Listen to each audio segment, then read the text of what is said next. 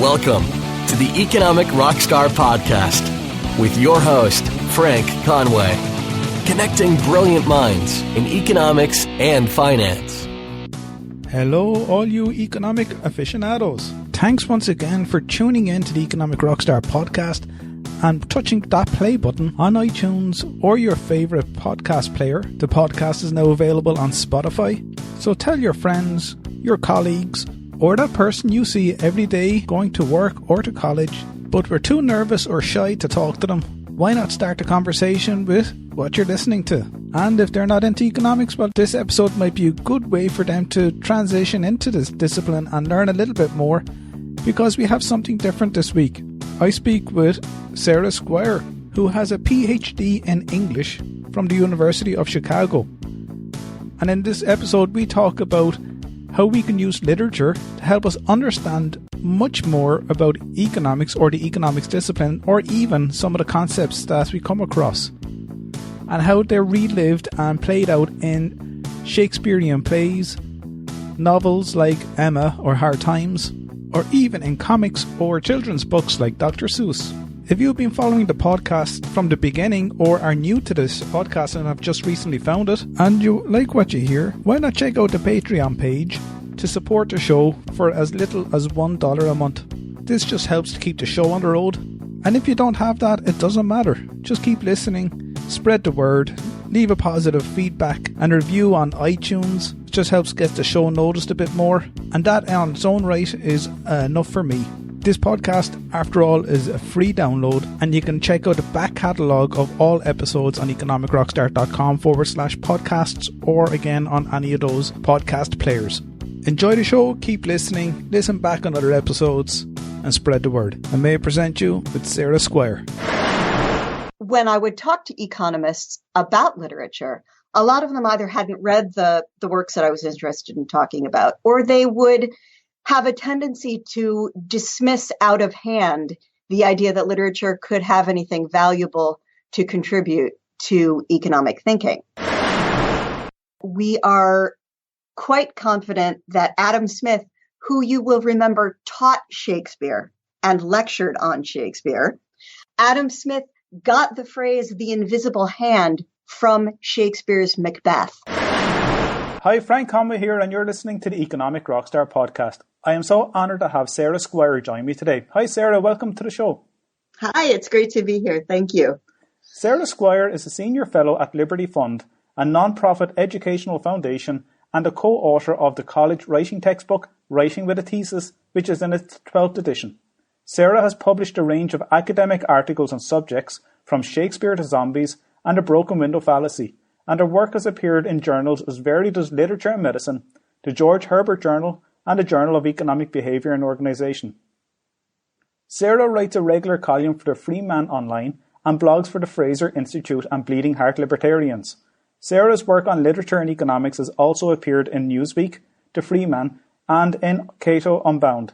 And she is an occasional lecturer for IHS, SFL, and other organisations, which I'll ask Sarah what they represent, that abbreviation represents. Her poetry has appeared among other places in Standpoint, the New Criterion, and the Vocabula Review.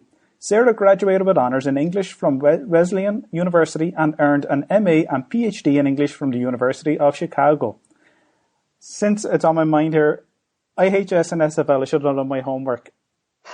Those organizations are for? Yes, IHS is the Institute for Humane Studies, which is an primarily American organization that works with undergraduates who are interested in the humanities, in civil society, in free markets, in free minds. They do a lot of conferences and offer a lot of programming, as well as support for students in undergraduate and in graduate work. So if you are listening and you are a student and you don't know about the Institute for Humane Studies, you should look them up immediately. They're a great organization. SFL is Students for Liberty. Okay. Again, another student organization. They began about 5 years ago, I think, as an umbrella organization designed to connect a lot of smaller student organizations that shared interests in free markets, in liberty, and in political policies that would encourage liberty. They began very, very small. In just a couple of years, they have become a worldwide organization with a vast network of European students, of students across the entire continent of Africa. They're all over the former Soviet bloc countries. They're just about everywhere. So again, if you're a student or if you're faculty listening from pretty much anywhere in the world, check out Students for Liberty. They want to know that you're out there and they want to connect with you. Well, that's a fantastic marketing campaign that you just did there off the cuff. Some people might ask, okay, toward the end there, I said you have a PhD in English. Yes. Okay. Why would I invite you onto the podcast, an economics podcast? You know, I can only answer that, I suppose. And I think you can back up my claim, and it's based on your introduction. You've written articles for the Liberty Fund, or you're a senior fellow at the Liberty Fund, and you have journal articles with economic behaviour, and a lot of your writing, I suppose, transcends a lot of the thinking that we do in economics, and you put it out there on a different platform, which makes it, to me, very interesting. I stay with reading the article, and it draws me in, and I can see concepts in economics played out in a very poetic and in a well-written way.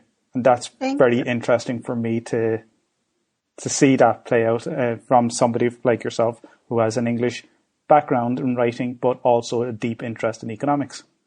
Thanks. Yeah, I actually never took economics at all as an undergraduate or in graduate school, certainly, because you dive into your own discipline.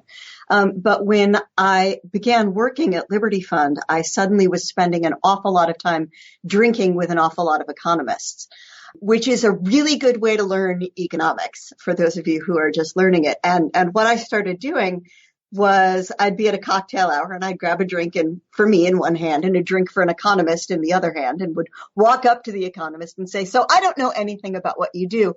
Tell me what you think is the most important basic economic principle that somebody who doesn't know anything ought to know about. Economists are always happy to talk to you if you've got a drink for them. It's weird how that works. Incentives, right? And so this was a way that I started to learn a lot about economics. It connected up with a lot of things that I had already noticed in literature that I was reading. But when I would talk to economists about literature, a lot of them either hadn't read the works that I was interested in talking about, or they would have a tendency to dismiss out of hand the idea that literature could have anything valuable to contribute to economic thinking. And I think that's because there's a perception, particularly among free market economists, that literature tends to be very, very lefty, very, very Marxist, very anti-market. And so I spend a lot of time jumping up and down and waving my arms about like a madwoman to tell people that there's stuff that they need to read that's over here, right? And there's pro-market stuff over here in my department as well, and they're looking at all the wrong things. At the moment I'm reading, and I'm sure you're well aware of the book by Fraser on writing well. Yes. Oh, yes. Oh, it's a wonderful book. Yeah. And I just finished a chapter there, and it just resonated with what you had just mentioned. You spoke to these economists and asked them what you felt were the basic questions that you wanted to find out what economics is, and then you moved on from that. And Fraser wrote the same way. He wrote a book on baseball, and he wrote a couple of articles on birds, interviewing a well-renowned bird watcher, bird collector and painter. I forget, Peterson, I think his name was. And he had no idea about the type of work that this person did, but he was approached to write an article on it. So and his suggestion is find out, ask the basic questions and build up on that, because more than likely that's what your audience will be looking for. And right. You just said it there, and you obviously built up a keen interest in economics, and you were able to then, if you want a better word, I don't know, translate that in a way that reached out to your audience and drew them into the economics discipline through the medium or through the lens of literature. So that's been the goal, and to hope that it will really go both ways, right? To also draw economists into looking at literature and give them places where they can find the material that they're looking for, or material that they don't even think exists, right? Because I think it's very important to get those two halves of the curriculum talking to each other. Yes. And we belong to humanities as well. Yes. Yes. So why not? I know one appears more scientific, the way the discipline has moved on, but I think it's nice to be dragged back to the roots of economics and looking at the coalface, if you want to say that, by relating it to something like Dickens's Hard Times. Right. Is it Dickens wrote Hard Times? Yeah. So, it kind of brings back to that era and how capitalism thrived and shown inequality and poverty and what people went through. And we can resonate with that as well, again, in the 21st century, but at a different level. But it's nice to see that and being brought back to that when you can bring us back to that era. Right. And, Adam Smith says that humans have a natural propensity to truck, barter, and exchange, right? So economic activity is as natural to us as breathing. It's a natural human enterprise, right? A natural human action, right? And from the very beginnings of human history, the same is true of storytelling and of creating song and of creating poetry, right? And so there's similar expressions of what it means to be a human being moving through the world and a human being making choices in the world, right? So there's no reason to think of them as being entirely distinct from one another and as having nothing to say to one another. Yeah. Right? There's a lot of room for communication there. And as well as that, you're referring to the present there about our communication with one another, whether it's the two disciplines that may have been disjointed, but, hopefully brought back through the medium of literature and the arts. But even from a time perspective, you refer to Adam Smith and whoever the equivalent is today, that economist. Human behavior really, in its essential fundamental form, we don't change. I don't think so anyway. I know we have different external stimuli that alters our behavior, maybe in the short term. And that short term could be years, decades, or whatever, but it's still a very slight time point in human history.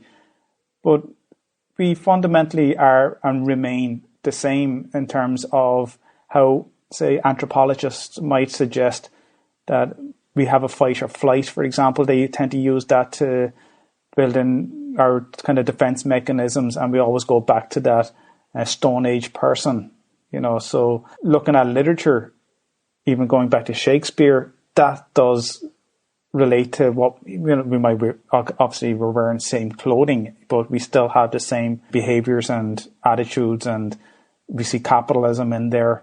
Absolutely. I mean, I had occasion recently to read a play, not a terribly good play, called Sir Thomas More, which is written by about 5 or 6 people during Shakespeare's time. One of those 5 or 6 people was Shakespeare. We know that. And we're fairly confident about which bits of the play he wrote. And there's a long discussion in the middle of the play about how immigrants ought to be treated. Oh. Right? Yeah. And it is a discussion that feels as alive today as it did in the 16th century. Wow. Maybe even more alive today. Shakespeare has the character Sir Thomas More argue with the people who are saying that immigrants all ought to be kicked out of town. He says, what do you get, right? Imagine that we're able to do this, right? Imagine that you can shove all these people out of your country and watch them walking to the ports and get transported out. Imagine that you get to do whatever it is that you want with these people, right? Mm-hmm. What do you get from that? All you've done is proven that insolence and strong hand should prevail, right? Yeah. And he says, and if you get that, understand none of you guys are going to live to be old men because other strong hands will come along behind you and treat you in the same way. Yeah. Right? And that's, that is a political lesson and a moral lesson and an economic lesson that goes directly from Shakespeare to this week. And that's why I love what I do, right? That ability to time travel. That's it, yeah. That's usually one of the questions I ask, and I'll actually pick up on that, and I can't wait to hear your answer to it when I ask you about my time travel question. But I definitely won't forget that one anyway, that question when it comes to it. When you first went to these meetings with the economists and asked them those questions, what was your first piece of writing based on? Do you recall? Wow. A really early piece that I did was a general argument that these two disciplines of economics and literature need to learn to talk to one another. And it's called something like, it's called Reading Each Other. And that appeared in the Freeman. Nice. And I'll send you a link if you have somewhere you can post it when the podcast goes up. It's actually something that I was invited to write by the Indiana Humanities Council to present to their board of directors.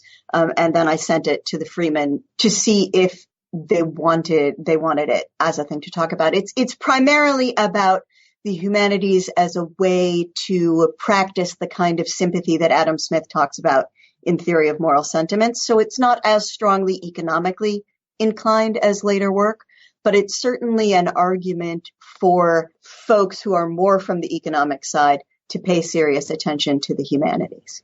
And what were your, your reasons for us or the people from the economists to look at the humanities side of the discipline? Well, because if you think that what Adam Smith has to say about the importance of sympathy for understanding one another, for providing the sort of trust that allows a free market to function. And here I'm borrowing a little bit from Deirdre McCluskey's work. We talked about her a little bit before we started the episode, right? Deirdre talks a lot about the importance of trust and of civil exchange underlying a functioning market society, right?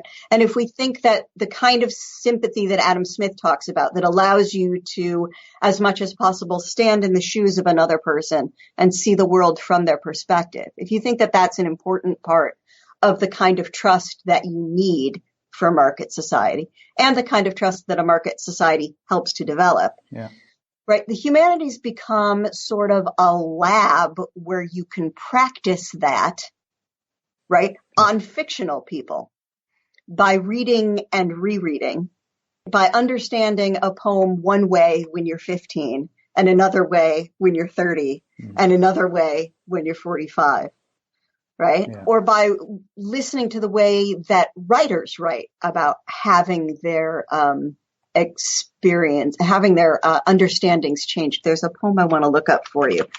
It's called These Winter Sundays. See, this is what happens when you invite somebody to come talk about literature. So this is a poem by Robert Hayden called These Winter Sundays. And he writes about his father, with whom he didn't necessarily get along well, getting up early every single morning, even on Sundays, the only days he didn't have to get up and go to work, to light the stove and heat the house and warm the family. So Hayden says, Sundays, too, my father got up early and put his clothes on in the blue-black cold. Then with cracked hands that ached from labor in the weekday weather, made banked fires blaze. No one ever thanked him. I'd wake and hear the cold splintering, breaking. When the rooms were warm, he'd call, and slowly I would rise and dress, fearing the chronic angers of that house, speaking indifferently to him, who had driven out the cold and polished my good shoes as well. What did I know? What did I know of love's austere and lonely offices? Right, so you have an adult poet looking back on his childish understanding or misunderstanding and ingratitude to his father, right? And talking about that change and the way that he developed sympathy and understanding for his father over the years. And that sort of an ability to learn to stand in someone else's shoes, to take their point of view, to think about what the other person needs and wants that might be very different from what you need and want, is not only a good moral thing for a person to do, but it actually is what lets us exchange in the marketplace, right? If I can't imagine what you need and want, I can't offer it to sell it to you. I'll never have anything that you want to buy, right? If I can't understand where you're standing. And so you can use poetry, you can use drama, you can use novels to practice that, right? And to develop that kind of sympathy. So that was the argument from that early work. And then you looked at likes of Shakespeare. Yes. And that is, firstly, it's personally, I think, I only read Shakespeare because I had to. I didn't read it because of something that I wanted to. And maybe at an age where I am at now, it's kind of starting to draw my attention to these works, especially when someone like Sensibility has pointed it out in his book on writing well. And the type of writing that Shakespeare used is intentional to try and make it somewhat flow seamlessly from one sonnet to another, one word to another, whatever it might be. So it's very difficult to crack that or interpret Shakespeare for any learned person or anybody.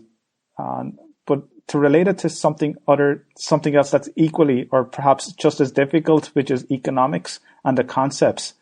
And how do you intertwine the two of those, or what do you see as an example of classic economics being played out in a Shakespearean play? Oh, how long have you got? Oh, stop.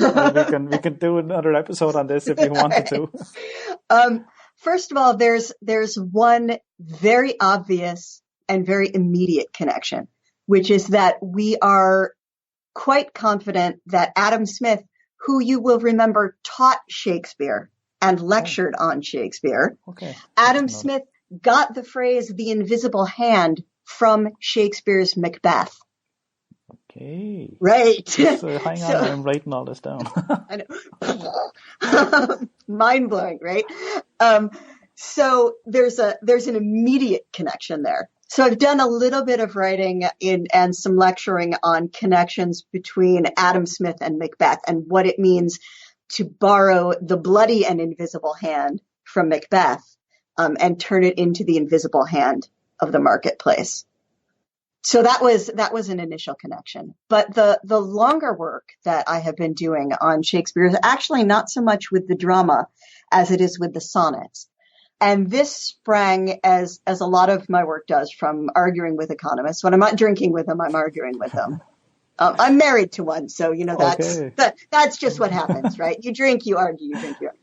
So it sprang from an argument with one of the economists to whom I'm not married about whether there was any possibility for a positive understanding of profit before Adam Smith and the 18th century. Okay. Really. Right. And the argument that a lot of people make, and you hear it not only from economists, but also from literary scholars, is that prior to the 18th or 19th century, you basically have a non-market oriented society where people are extremely distrustful of market processes. They're extremely distrustful of trade and exchange and merchants and lending money for interest. At this point, they always bring up Shakespeare's Merchant of Venice, which, of course, is a play that is vastly suspicious of lending money for interest. And we are meant to take from that play and from these suspicions that it was essentially impossible in the 16th, 17th century and earlier to have a positive view of lending money for interest.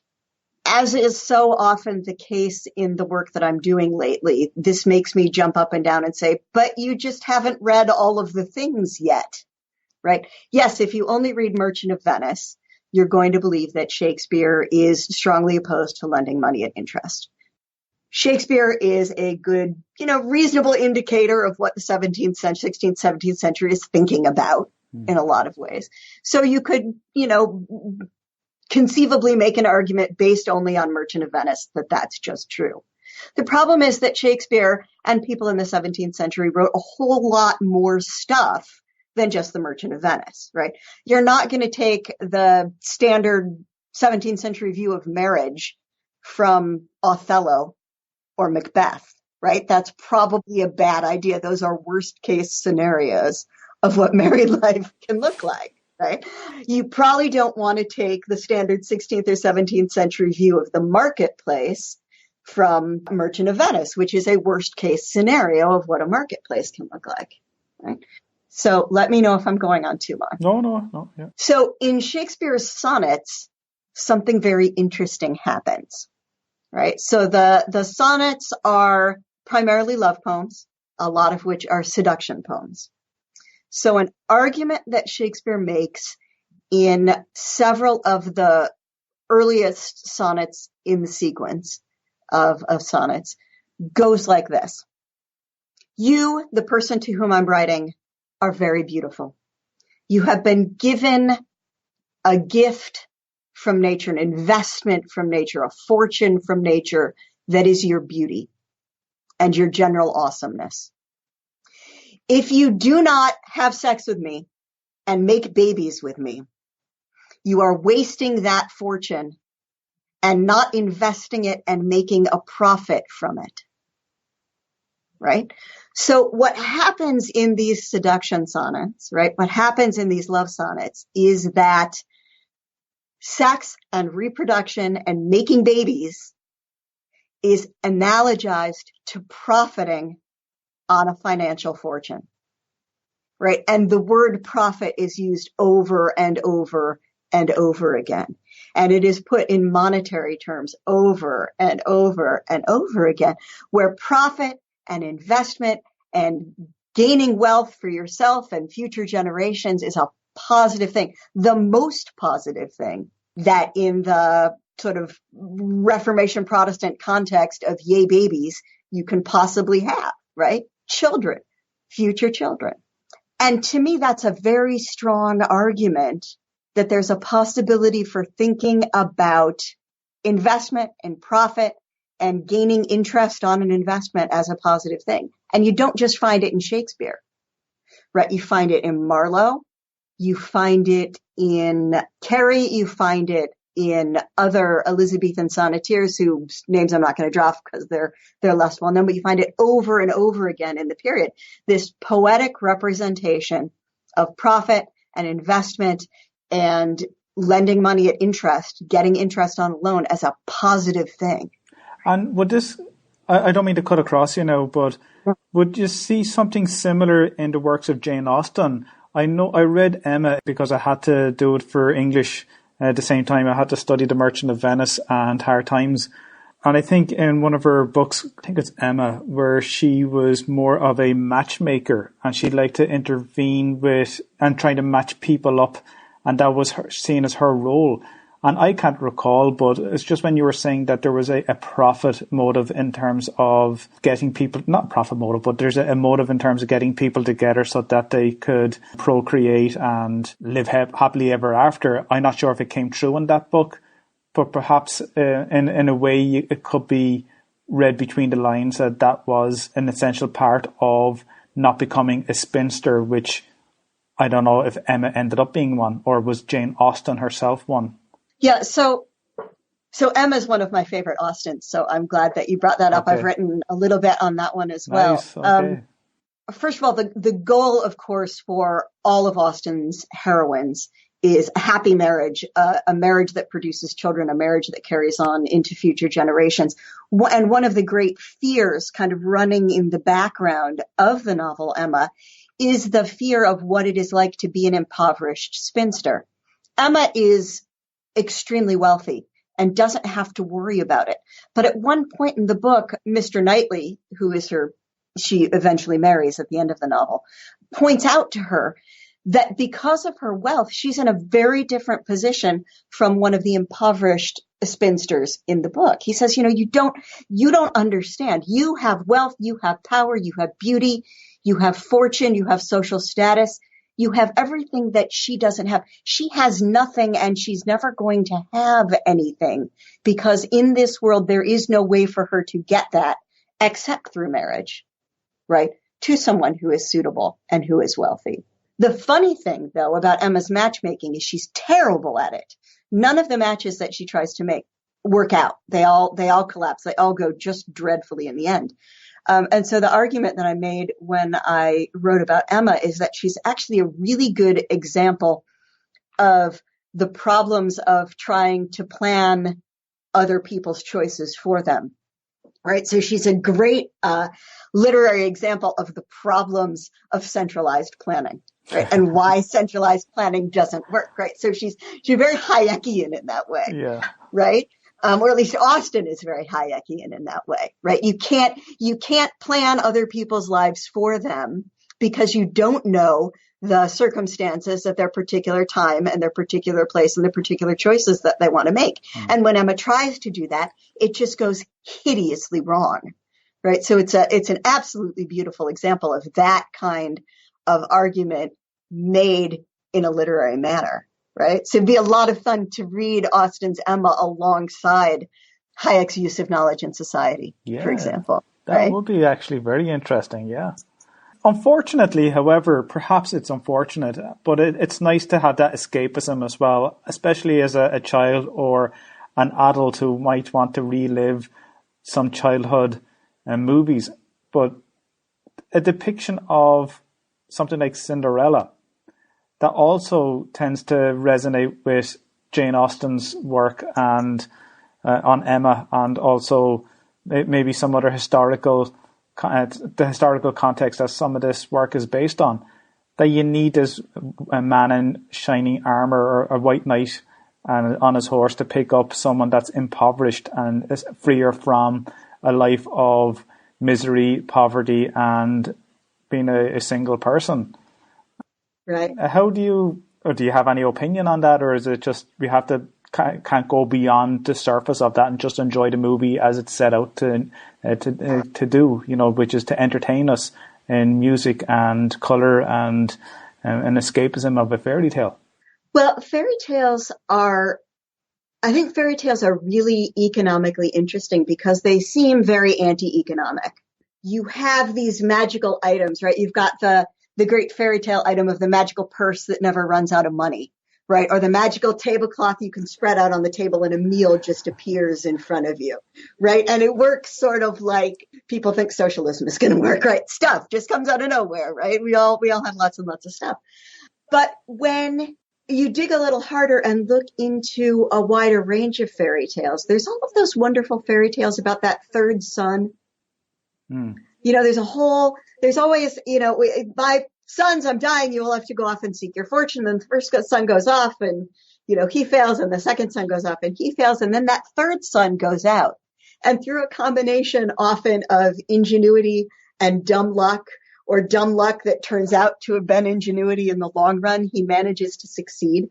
So there's a certain strain of fairy tale that does praise a kind of initiative and a kind of experimentalism and an entrepreneurship. There are fewer of those about women, probably because of the times in which the tales were written.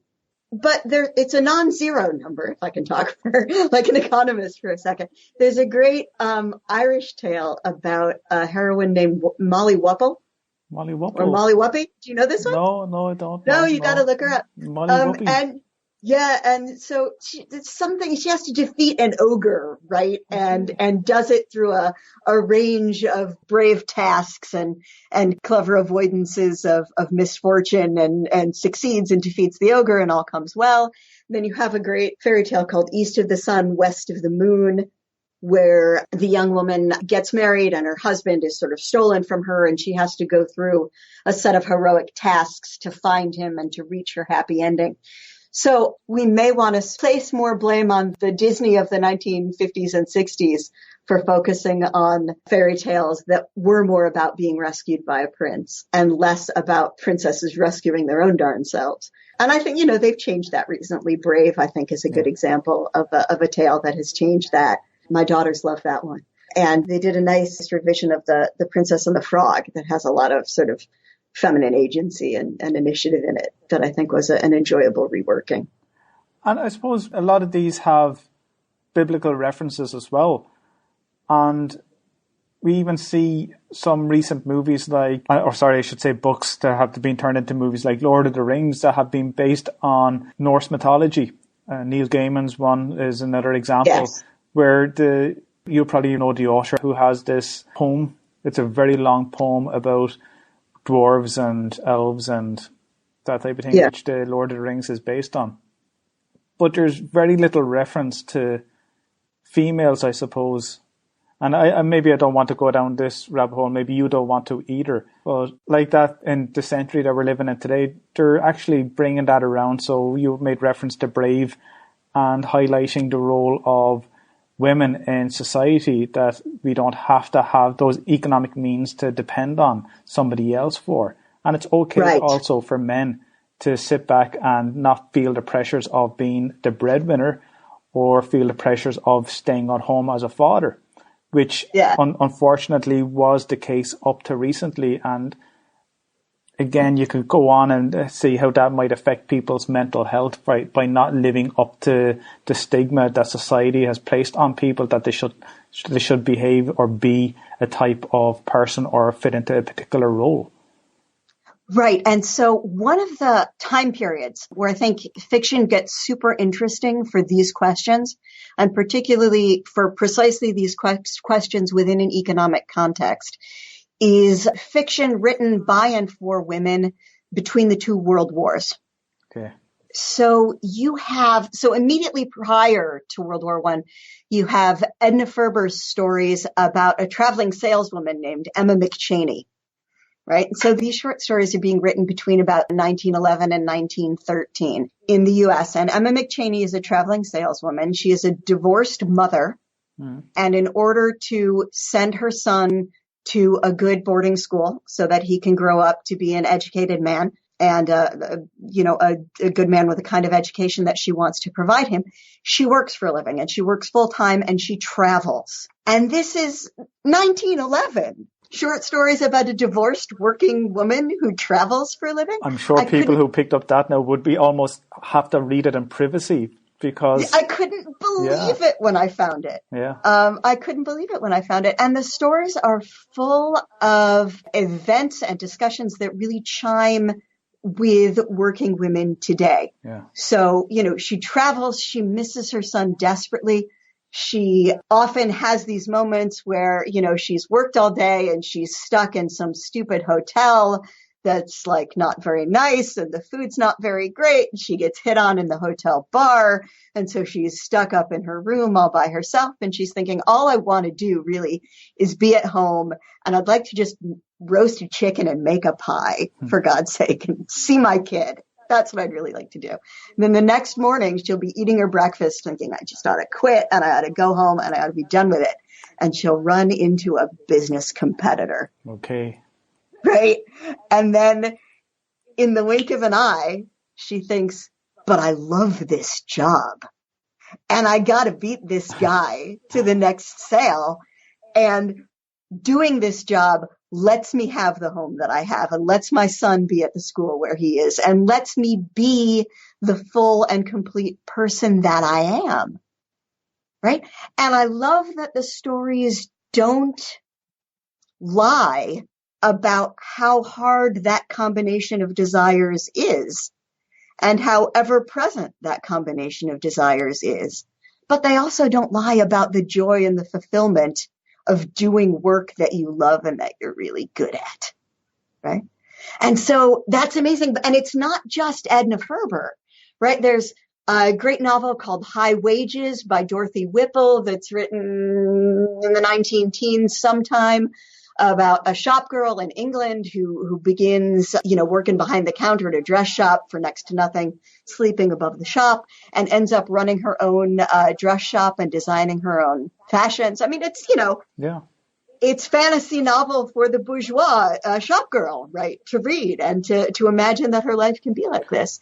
And there's a novel by Dorothy Canfield Fisher called The Homemaker, which is about a husband who's miserable at his job and a wife who's miserable working at home and taking care of the house. He gets injured and can't work outside the home anymore. She begins to work outside the home. he starts to stay home and take care of the children, and they discover they're better suited in those areas. What year was that? And in those roles. Do you recall? I came across both High Wages and The Homemaker through a great English press called Persephone Books that publishes primarily women's fiction from between the world wars. Okay. A lot of which is enormously economically interested because it's a time period when more and more women are working outside the home because the men are away from war. Yeah. Right. And these issues are becoming increasingly present in their life and increasingly something that women want to do and are talking about wanting to do. And I buy from them all of the time. And it's fascinating material that I wouldn't know about otherwise. You have, I'm sure, correct me if I'm wrong, but I think you have an article that you wrote up called Didactic Fiction. Would that be yes. right? Yeah, sorry. Yeah, so something like that. Some problems with didactic fiction or something like that. Yeah. What I'd like to maybe for you to, because there might be people at the moment listening thinking, okay, where are we going with this? Obviously, we're bringing in economic themes. We're bringing in something that's related to the household or individuals and how they thrive based on what they love or what they're passionate about, or, you know, be it as a homemaker or as someone who's running their own business. And people can relate to those successes where somebody has worked from the bottom all the way up and became this, you know, someone who's a dressmaker becoming a very well-known fashion designer. In one of your books that you mentioned, are High Wages, I think it was. Even though they're fiction, by reading these, they do relate to, and we can learn from them, related to economics. Or even if it's in a way accidental, like maybe the Grapes of Wrath or something like that by Steinbeck, where we can actually see economics being played out at a local level or for the whole economy for America in that particular time. But for those people who might be wondering, where are we going with this and how is it that we're talking about fiction related to economics? Just as a reminder, recently I spoke to the Nobel laureate, Professor Eugene Fama, and just, you know, going by a quote by him, who said about economics or scientific theories that they have anomalies, otherwise they're not theories, they're reality. And that's the name of the game with economics as well. The theories out there are criticized by other people who do not support them because they don't reflect reality, but we have to come from them to theorize what the model would look like, despite perhaps some failings within them. That allows us to have a sense of how the economy could work, or, you know, based on a number of variables, or it allows us to test certain things. And it's the same with fiction. It gives us that other insight into how the economy works, or how whatever part of the economy, micro or macro, how it works from a human story, and how the human through the author's eyes, or from a third person or in first person, how they view what's going on around them. And we can get a sense through the language that's being used, how it might have been for that person's experience through hardship or through disappointment, or being a single parent with a young kid. And I think it's very important to immerse yourself in fiction rather than non-fiction to give us that escapism, but staying true to economics, is that's where you want to remain. Yeah, I think, right. So I get the question, you know, why the heck are you doing what you're doing, and why the heck should anybody care? Fairly often. And, you know, it's a reasonable question, right? Because Lord knows I'm not doing anything that's remotely close to traditional economics. And I would never, ever, ever call myself an economist at all. I have no claim to that proud title, and wouldn't even try to say that I should have. But by paying so much attention to economics, I'm not necessarily doing traditional literary criticism either. So I get the question from both directions, right? What the heck are you doing, and why should we care? Right? So what I tend to say to economists is, first of all, a version of what you have said, which the economist Tyler Cowen, who I expect you've probably interviewed, if you haven't yet, I'm sure you will soon. Tyler wrote a great paper called The Novel as a Model, right? Talking about the way that novels can serve as models of different kind of economic systems and different ways of thinking through economic problems. And that is one way for economists to think about novels. Another way for them to think about novels, though, is not that novels or literature can tell you what was actually happening in economics at the time when they were written or during the time that they're writing about, right? But that they can tell you what people thought was happening. So Steinbeck's Grapes of Wrath is not an accurate representation of what was happening economically in America during the crash and the Dust Bowl and the Great Depression. But it's a fairly accurate representation of what a whole lot of America thought was happening in that period. And that's really, really important. As the discipline of history of economic thought has sort of fallen away from being something that's studied as much, I think that we have lost track of the importance of remembering that it matters what people think is happening as much as it matters what is actually happening. And literature is a great doorway into getting a handle on what it is that people think about economics. Because unless you know what they think is true, you don't have a good way to explain to them or argue with them about what's actually true, right? If you don't know where the misunderstanding is, it's hard to create understanding.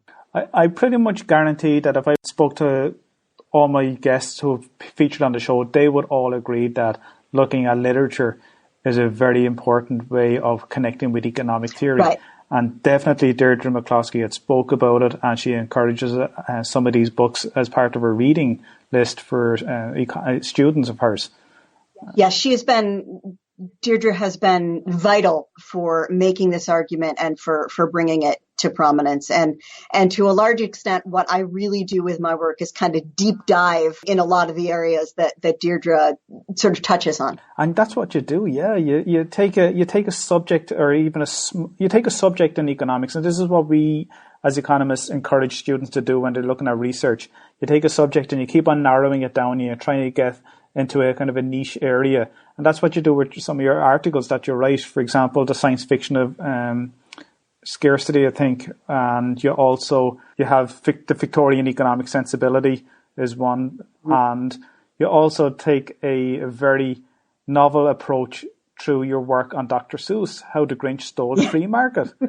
And again, very nice to read. And again, that poetic reading of, for those people who like Dr. Seuss, it's a great way to connect to economics, whether you're an economist or not, through that type of medium.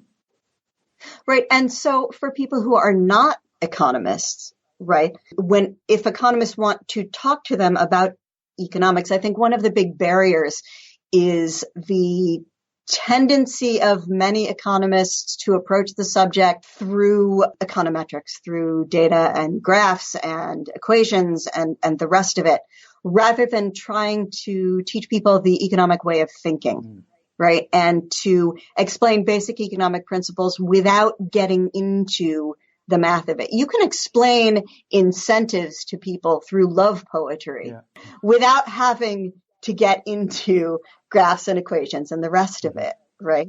There's a Christopher Marlowe love poem that begins, "Come live with me and be my love, and we will all the pleasures prove," and goes on to list all of the fabulous things that we will do and have and be if you will just come live with me.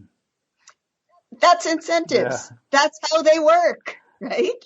And if you were to graph that, if an economist was to graph that, they would have a linear relationship between, and we know marriage or relationships have their ups and downs, and they're not very linear, they're non-linear over time.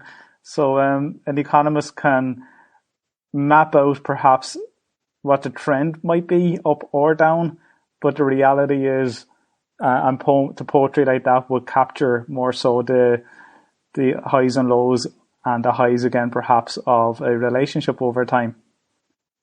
Well, and also we just speak different languages, right? And if economists want to talk to economists, they should absolutely use all of the economic tools that are at their disposal. They should, use data slides and charts and graphs and equations, all you want, all that is necessary, please.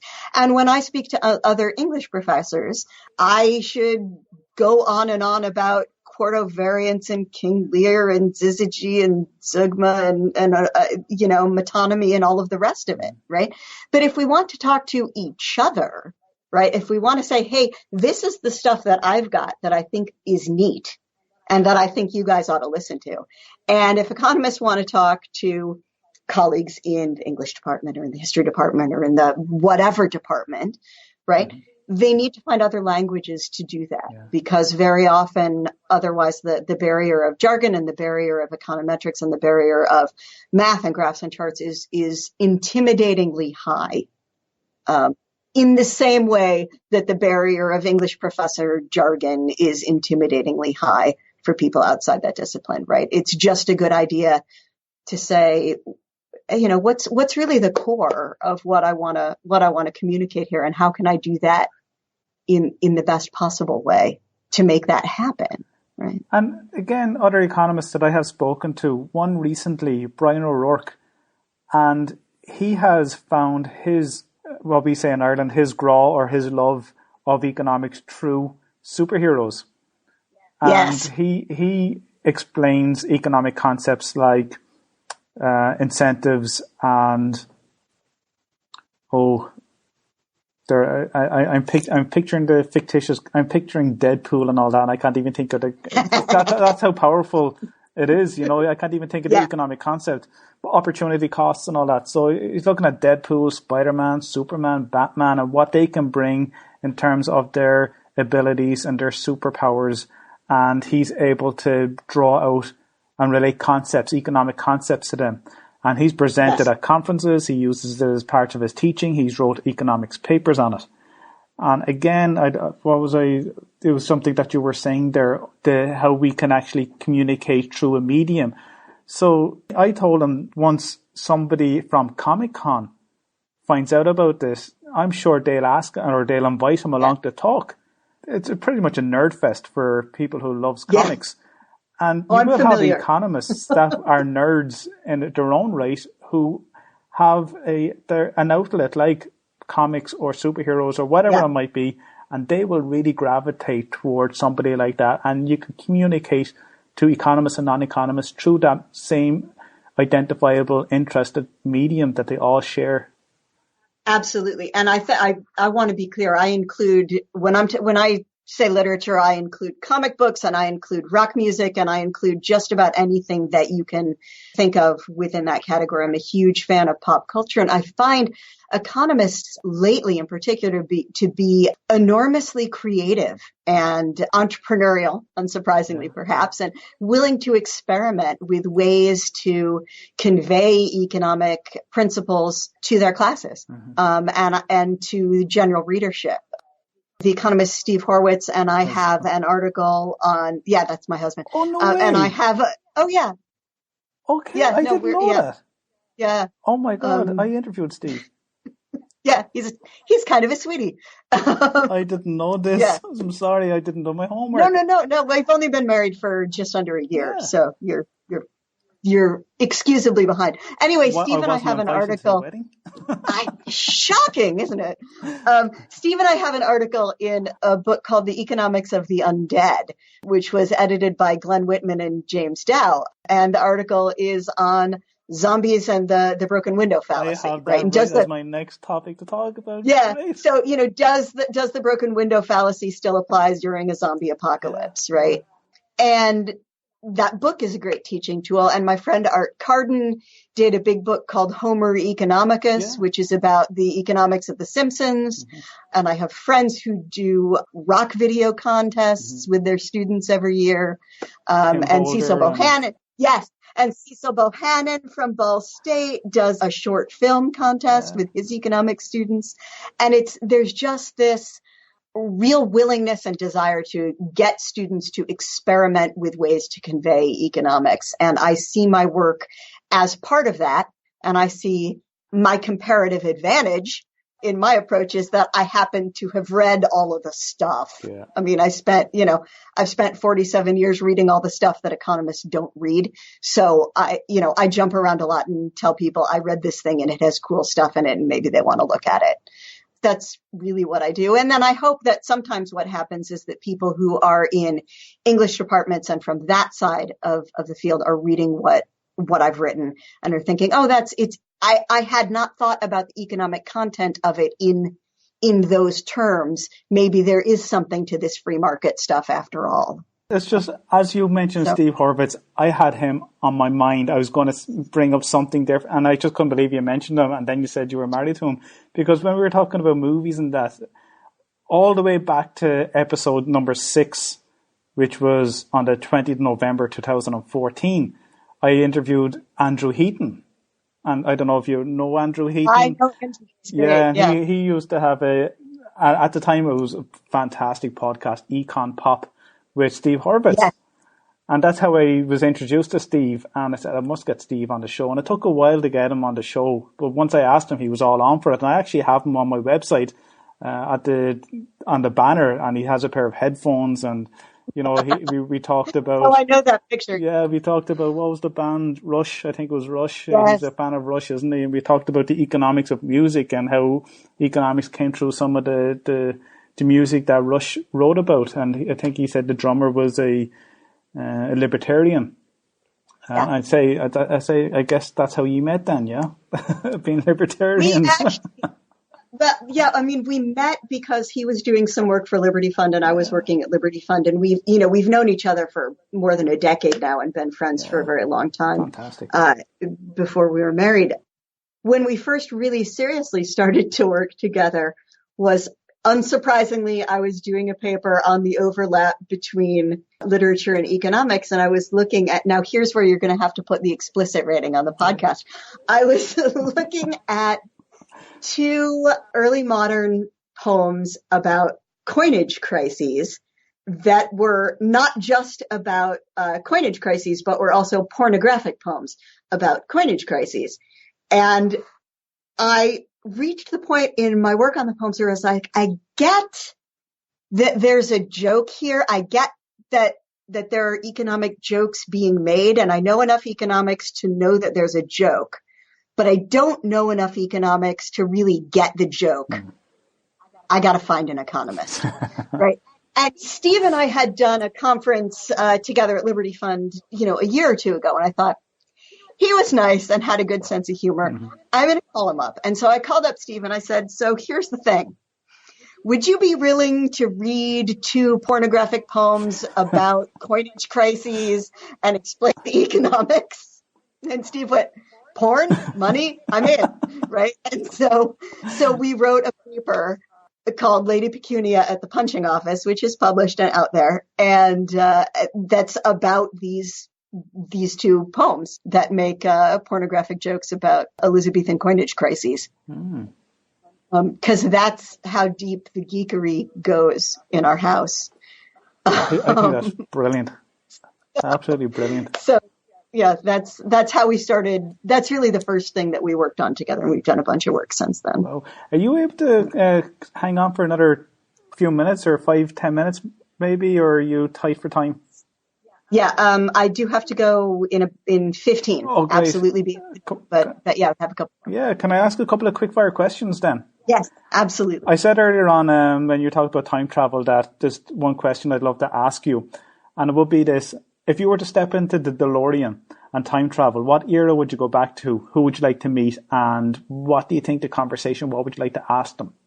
Am I going to visit or do I have to stay?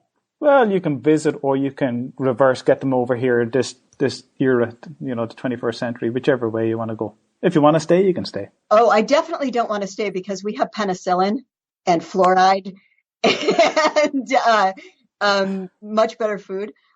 So I will cheerfully stay in the 21st century or travel further into the future. Thank you very much. But if I was going back to visit, oh, that's difficult. I would definitely want to hang with John Donne and with Shakespeare just for a little bit. I got some questions. Especially, I want to know where Shakespeare left the manuscript so we could dig this up. That would be nice. I would like to have tea with Jane Austen because I think that she would talk some great smack. I think that she would be very funny and very sharp. I'm not sure I'd be smart enough to keep up with her, but it'd be a hell of a lot of fun to try. So those would probably be the first places I would go and the first couple of things I would do. What's a good book that you're reading at the moment? Or do you have any book that you would like to recommend to those of us who might not look at fiction or literature, whatever type of genre, that we should open our minds and pick up a book and read it? Pretty much anything I've already mentioned during the podcast, especially those Edna Ferber short stories about Emma McChaney. But the one that I run around and jump up and down about and talk about all of the time is a book called Red Plenty by Frances Spufford, which came out 2010, maybe-ish, right around there. This is a book that is about 1/3 history, 1/3 economics, and 1/3 fiction. It's set in the Soviet Union from about the 1930s to the death of Khrushchev. And what it does that is so astonishing to me, right? So if you've read Mises 1920, and if you've read almost anybody's work, Hayek's work, Mises' work on calculation debate, right, and on Soviet economics, it is very easy sitting in the 21st century to look back at that time period and think Hayek and Mises explained this so well. Anyone who fell for this must have been stupid or ill-intentioned from the outset. Right? There is no way that anyone intelligent could have thought this could work. And there's no way that anybody good-hearted could have been involved in this from the very beginning. It's just ridiculous on its face. So what Spufford does without, being supportive of a planned economy, right? And without being a fan of the communists, what he's able to do is to imaginatively get in the heads of people who thought that the planned economy was the answer to poverty and was the answer to scarcity, and who were in it because they really believed that we finally had the technology available to make a planned economy work, and that it would solve the tragedy of scarcity in human life. And he's so good at explaining that and then showing you how it completely falls apart almost as soon as it's put together, right? And how it just never works. It's an amazing book. So Tom Palmer, whose work you might know, who works with Atlas and a variety of other organizations, it's free market libertarian organizations. Tom Palmer, who's done a ton of work in former Soviet countries, says that it is the book that he would recommend that people read in order to understand that era and that part of the world. And friends of mine who grew up under Soviet control in Bulgaria or in Russia or in Poland say it's the best description that they've read of what things were like. So you should just all go read it. Yeah. Now. I have a personal interest in history, especially Russian history. It's something I loved reading about, despite, the hardships and all that they suffered. The Bolshevik revolution and that type of thing, 17. One more question, actually, or it's not really a question, but it is really, actually.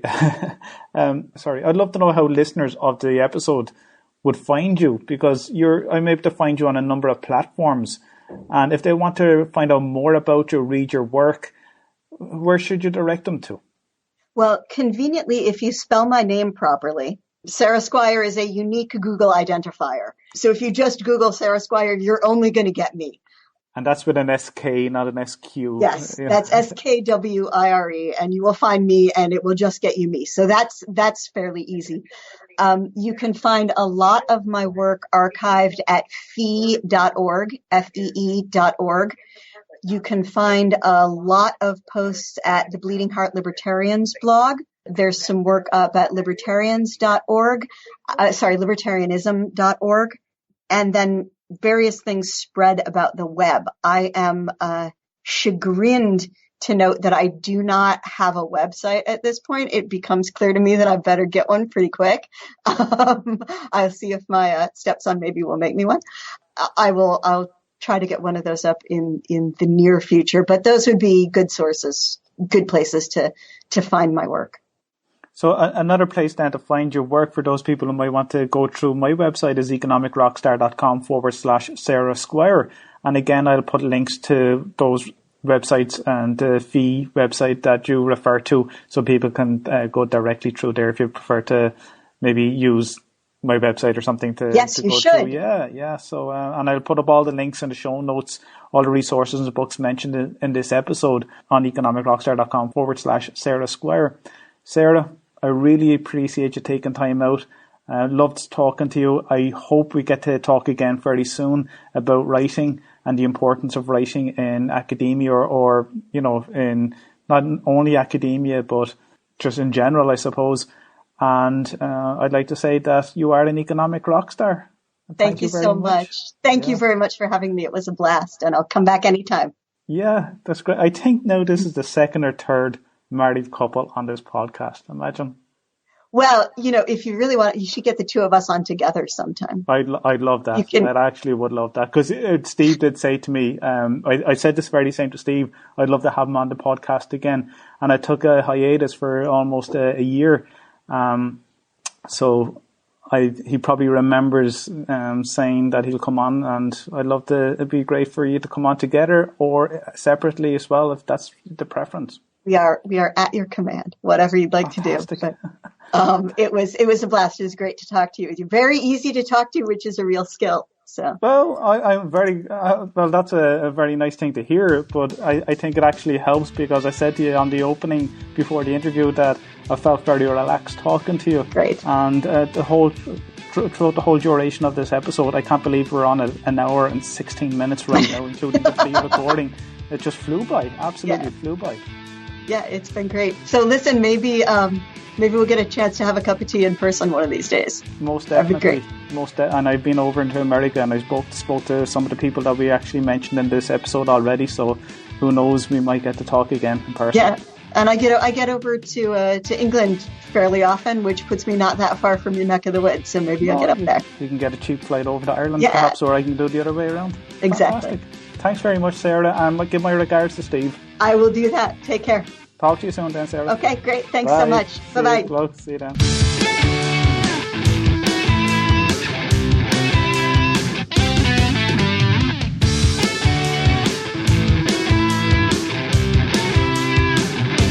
Economic Rockstar is a free podcast that does not exclude anyone from listening as long as they have a device to listen, download or stream.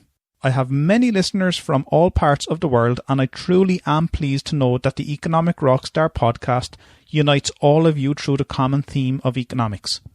I strive to commit to releasing an episode each week and aim to develop Economic Rockstar into much more than just a podcast. Patreon is a platform that gives you, the listener of the Economic Rockstar podcast, the opportunity to express your appreciation of the show by committing a financial reward for as little as $1 a month. Patreon allows me, the creator of the Economic Rockstar podcast, to be rewarded and paid by you so I can continue with the running costs of the show and to reinvest and expand the podcast into other platforms or mediums in the future. To find out more on how you can help the Economic Rockstar podcast and have your name added to the supporters list on my website, please check out my Patreon page at patreon.com/Economic Rockstar or visit the supporters page on the Economic Rockstar website. If you enjoyed this podcast, why not leave some feedback or comments on the show notes page on economicrockstar.com, where you can also sign up and be a member of the Economic Rockstar community. If you're listening to this episode on iTunes or Stitcher Radio, I would love to have some feedback and for you to leave an honest rating and review, as this will help with the rankings of the show so that more people can find it.